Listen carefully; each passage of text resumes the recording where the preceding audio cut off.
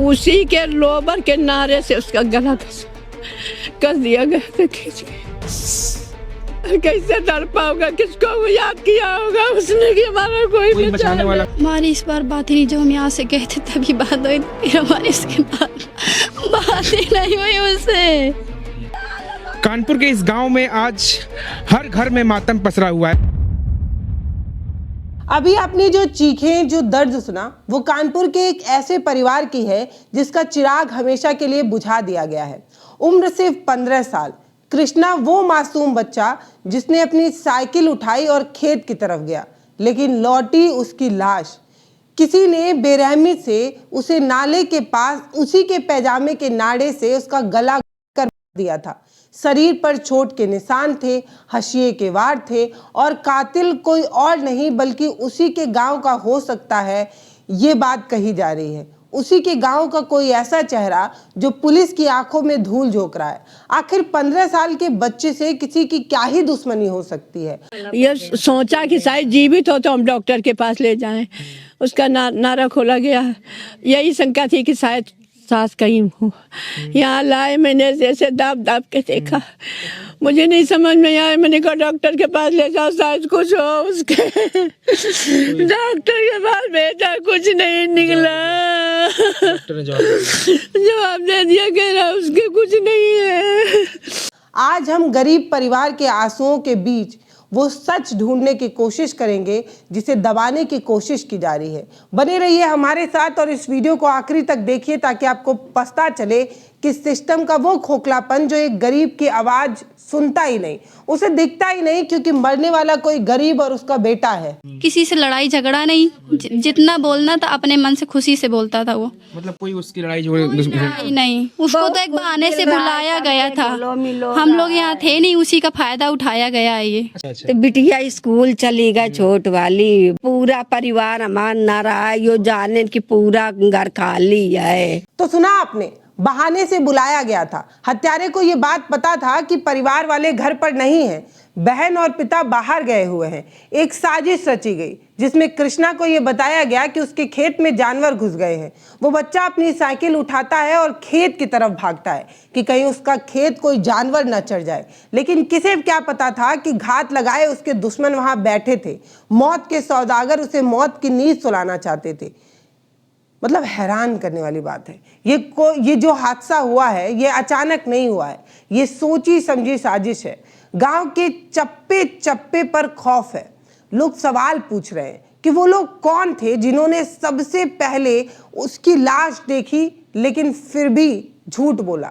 आइए आपको मिलाते हैं उन जस्मदीदों के जिनके बयान कई लोगों को कटघरे में खड़े कर रहे हैं। जिनको हमने 2 लोगों को वहाँ देखा है, हमने उनके नाम भी बताए कि अगर उनको नहीं पता था तो उन लोगों ने एकदम क्यों बोल दिया कि ये यहाँ पे पड़ा है। अच्छा, कौन वो 2 लोग, क्या हुआ था? मतलब शुरू से बताइए तो क्या हुआ था वहाँ पे? मतलब हमारे पापा जब गए थे तो उनसे उन्होंने पूछा तो वो बोले हमने नहीं देखा है। उसके कुछ ही टाइम बाद वो बोलते हैं कि हाँ वो देखो पड़ा है। तो इसका कैसे मतलब है कि तुमने देखा ही नहीं हुआ, वो पड़ा है वहाँ पर? तो पड़ा, जब बच्चा पड़ा तो उठाया क्यों नहीं उसको उन्होंने?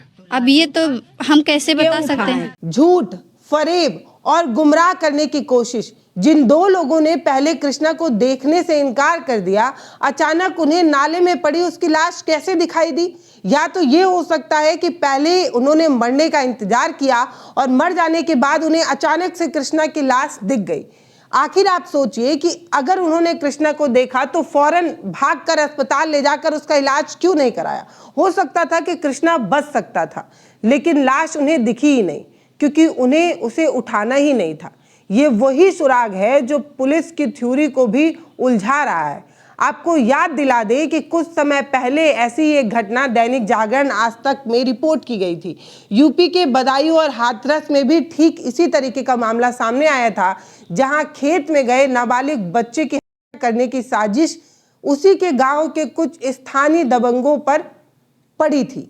सबूत मिटाने की कोशिश की गई थी। कानपुर का ये मामला बिल्कुल उसी पैटर्न को दोहराने जैसा लगता है। क्या पुलिस उन दोषी को ढूंढेगी? संदिग्ध बाप बेटे का सच उगलवा पाएगी या नहीं, ये सवाल है। प्रशासन जो है बिल्कुल निष्क्रिय है। प्रशासन कुछ नहीं कर रहा है।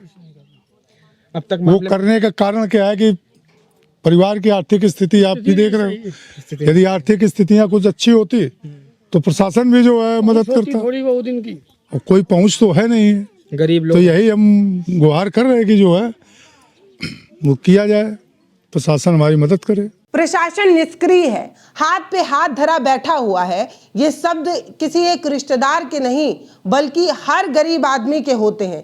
थाने के चक्कर काट काट कर थक जाने वाला गरीब परिवार बार बार यही कहता है कि प्रशासन हमारी सुन नहीं रहा, प्रशासन हमारे बताए चीज़ों पर काम नहीं कर रहा, प्रशासन हमारी मदद नहीं कर रहा। हर बार एक गरीब इंसान ये क्यों कहता है? कृष्णा के पिता किसानी करते हैं, घर के नाम पर टूटी छत ही मवस्तर इन्हें हो पाई है। शायद इसलिए भी कोई ठोस कार्रवाई नहीं हो रही है। अगर यही कृष्णा किसी रसूख वाले का बेटा होता, किसी कलेक्टर, डीएसपी, एएसपी का बेटा होता, तो अभी तक पुलिस जो है आसमान सिर पर उठा ली होती। क्या कुछ नहीं कर चुकी होती पुलिस?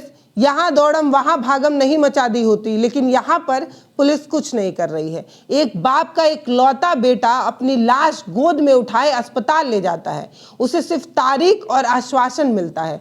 देखिए उस बेबस पिता का दर्द, जिसे देखकर शायद पत्थर भी पसीज जाए, लेकिन हमारे हुक्मरान नहीं पसीजते हैं। आज उस पिता का हालत देखिए जिसने अपने एक इकलौते बेटे को खो दिया। देखिए हालत में बिल्कुल बोलने की स्थिति में नहीं है ये आज। अच्छा, अब नहीं कुछ करे नहीं।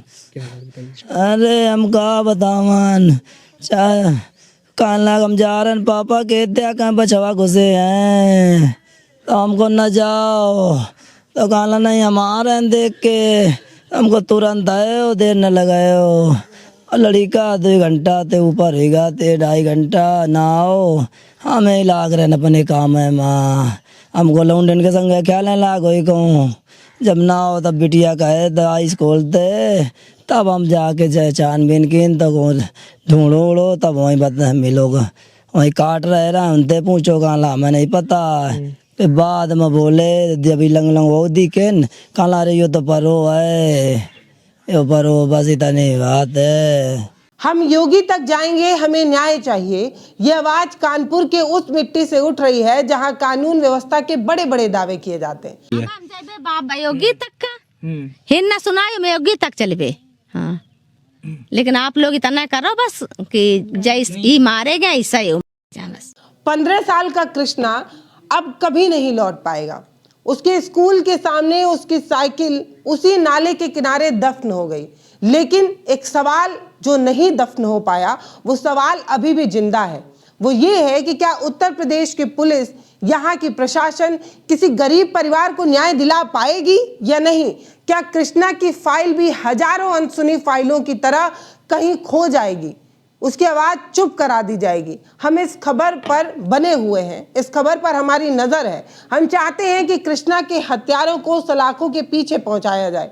हम ये कोशिश करेंगे कि ये सवाल तब तक जिंदा रहे जब तक कृष्णा को न्याय ना मिले, बेशक कृष्णा जिंदा हो या ना हो। हमारा सवाल अपने सिस्टम से है कि हम गरीबों को न्याय दिलाने में इतने असमर्थ क्यों हो जाते हैं? हमारी प्रशासन इतनी कमजोर क्यों हो जाती है जब मामला किसी गरीब का होता है? अगर आपके भी सवाल हमारे सवालों से जुड़ रहे हैं तो हमारे साथ बने रहिए। हमारी इस बार बात ही नहीं, जो हम यहाँ से गए थे तभी बात हुई थी, फिर हमारी इसके बाद बात ही नहीं हुई उससे। अच्छा, संभालिए अपने आप को, संभालिए। देखिए ये बताइए कि मतलब आपके भाई ने कभी कुछ ऐसा बोला हो आपसे, कुछ कहने की कोशिश की हो, ऐसा कुछ? बिल्कुल नहीं, कुछ नहीं। जो बात होती थी बताते थे आके सब, लेकिन ऐसी कोई बात ही नहीं हुई थी उससे। बस हम लोगों के साथ ही खेलते रहते, तब मस्त था। किस क्लास में पढ़ता था? 9th में था वो। जब ये लड़की आई है पढ़ के, तब बताया पापा बउआ नहीं है, बउआ नहीं है। तब ढूंढे नहीं खड़े, तब ढूंढेंगे, फिर हम सबको हल्ला मचाओ है कि कहाँ गा। फिर उनते पहुँचे तो फोन करो, एक लड़का हमार दुरानी के यार, तब हमते सब लड़का लेके मोटरसाइकिल ते भाग के गई है। हम इधर ते पैदल गई हैं सब लोग, हम ले चले आए हैं और जीवित नहीं मिला।